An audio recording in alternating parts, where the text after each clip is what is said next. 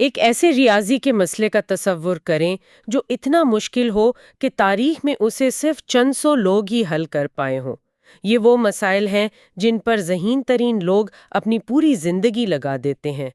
اب سوچیں کہ کیا ہو اگر ایک مصنوعی ذہانت آئے اور اسے صرف 15 منٹ میں حل کر دے۔ یہ کوئی سائنس فکشن نہیں، یہ پچھلے کچھ ہفتوں میں حقیقت بن چکا ہے۔ آج ہم اسی بارے میں گہرائی سے بات کرنے والے ہیں کہ مصنوعی ذہانت اب ان چوٹیوں کو سر کر رہی ہے جنہیں پہلے صرف انسانی ذہانت کا کمال سمجھا جاتا تھا۔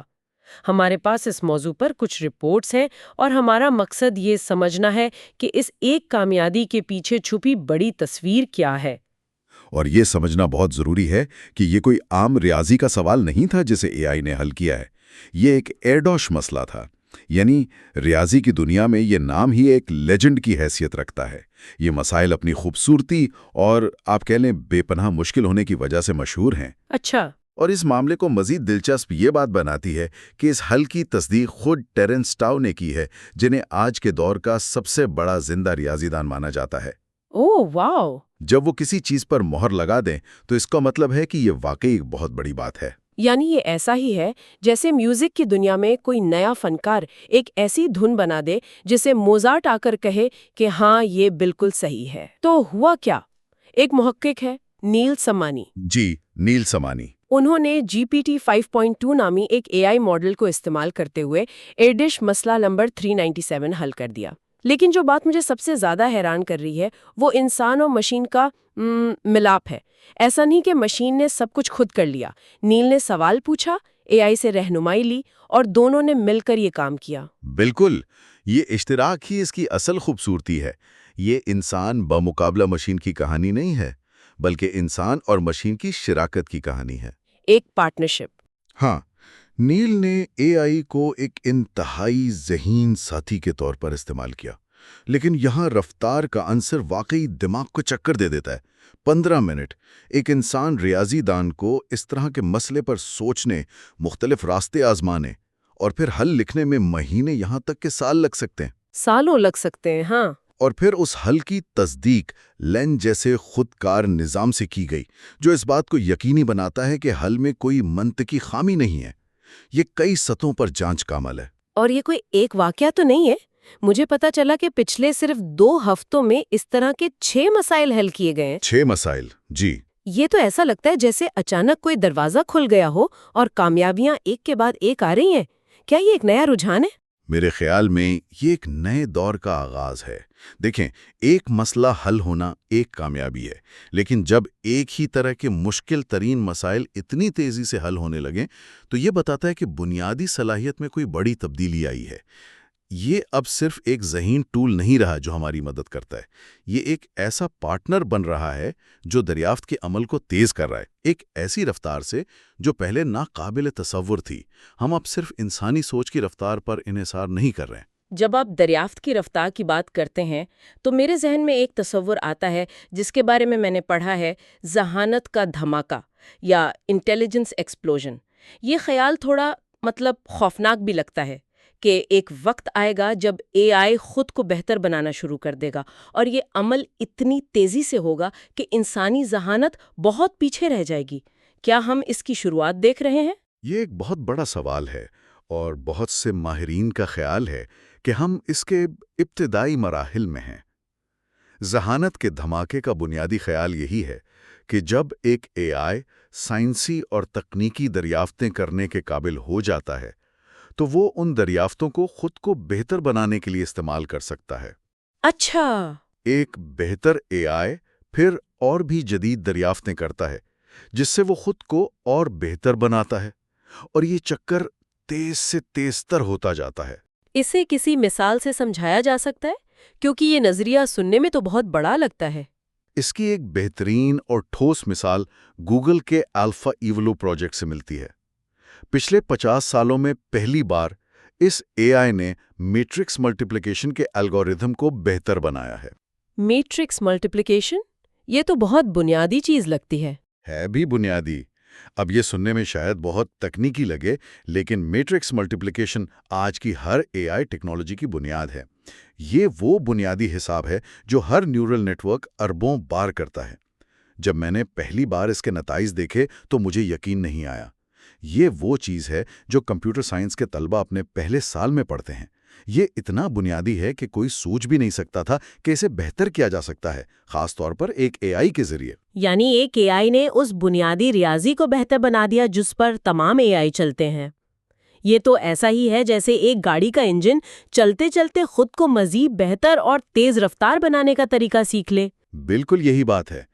میٹرکس ملٹیپلیکیشن میں 1% کی بہتری بھی جب پوری دنیا کے اے آئی سسٹمز پر لاگو ہوتی ہے تو اس سے توانائی کی بچت، رفتار میں اضافہ اور صلاحیتوں میں بے پناہ اضافہ ہوتا ہے۔ تو یہاں ایک اے آئی نے براہ راست خود اے آئی کی نسل کو بہتر بنا دیا۔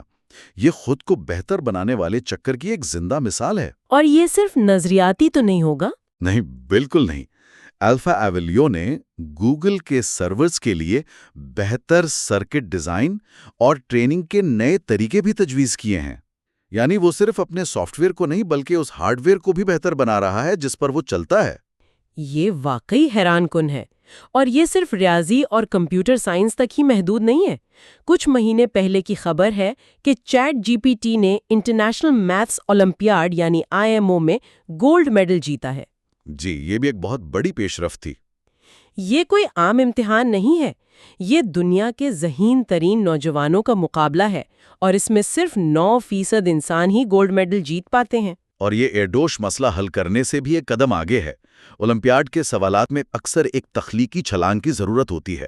یہ صرف پہلے سے موجود فارمولوں کا استعمال نہیں ہوتا، بلکہ آپ کو مسئلے کو ایک بالکل نئے زاویے سے دیکھنا پڑتا ہے۔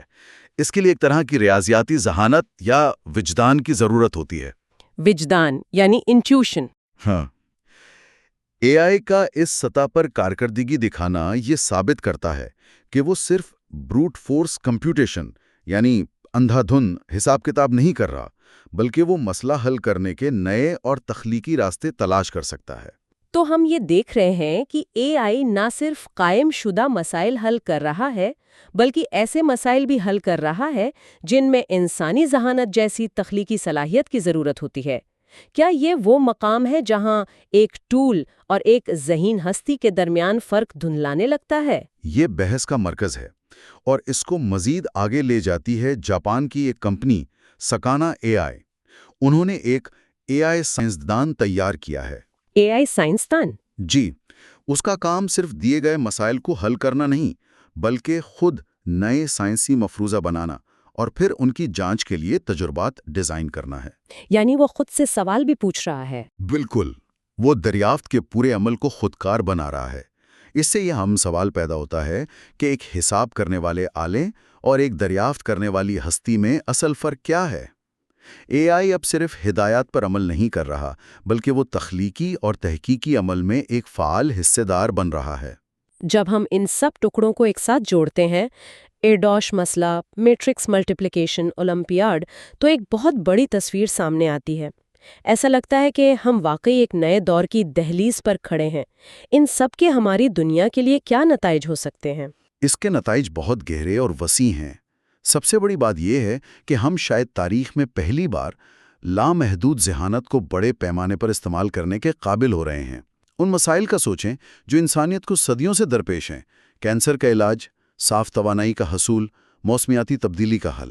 بہت بڑے مسائل ہیں یہ۔ یہ مسائل اس لیے مشکل ہیں کیونکہ ان میں بے شمار متغیرات ہیں اور ان کی پیچیدگی انسانی ذہن کی گرفت سے باہر ہے۔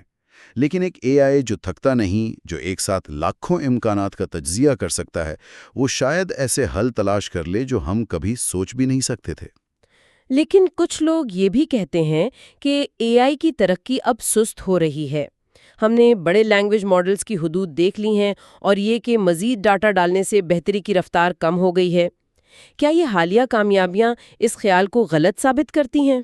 یہ ایک بہت اہم نکتہ ہے، اور جو شواہد ہم دیکھ رہے ہیں وہ اس سست روی کے نظریے کے بالکل برعکس ہیں۔ دو بڑی تبدیلیاں آ رہی ہیں۔ ایک، ان ماڈلز کو اب زیادہ دیر تک سوچنے کا موقع دیا جا رہا ہے۔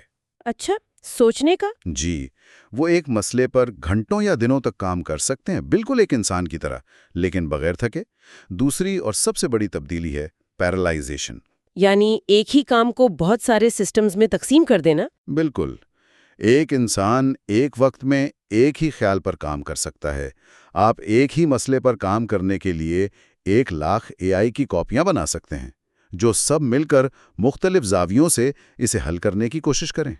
تو آپ یہ کہہ رہے ہیں کہ ہماری ترقی کی راہ میں جو رکاوٹ پہلے انسانی ذہانت اور وقت کی حدود تھیں، وہ اب ختم ہو رہی ہیں؟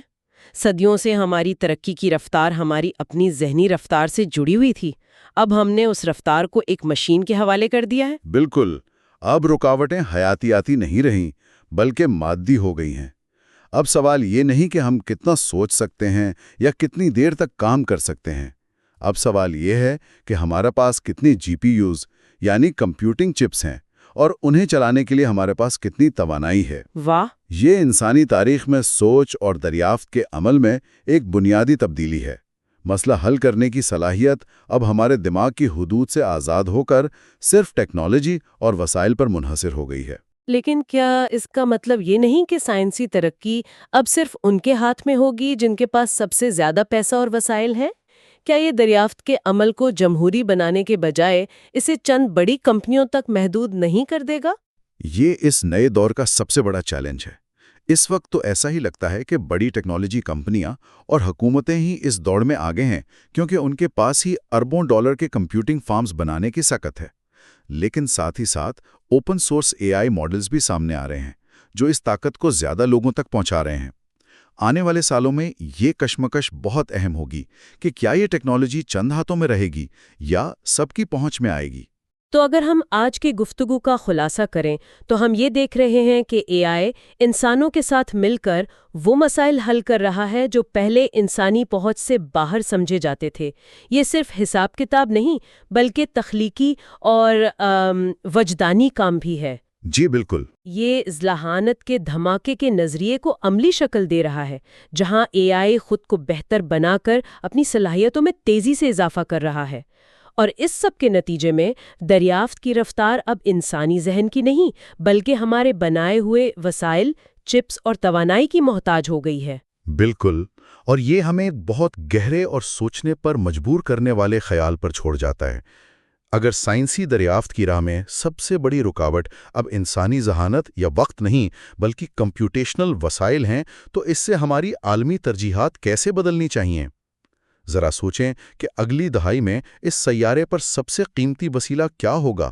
سونا، تیل یا زمین نہیں بلکہ حساب کرنے کی خالص طاقت یعنی را کمپیوٹیشنل پاور۔ جن ممالک یا کمپنیوں کے پاس یہ طاقت ہوگی وہی مستقبل کی بڑی دریافتوں، نئی معیشتوں اور شاید انسانیت کی تقدیر کی رہنمائی کریں گے۔ یہ ایک ایسی دنیا ہے جس کے لیے ہمیں ابھی سے تیاری کرنی ہوگی۔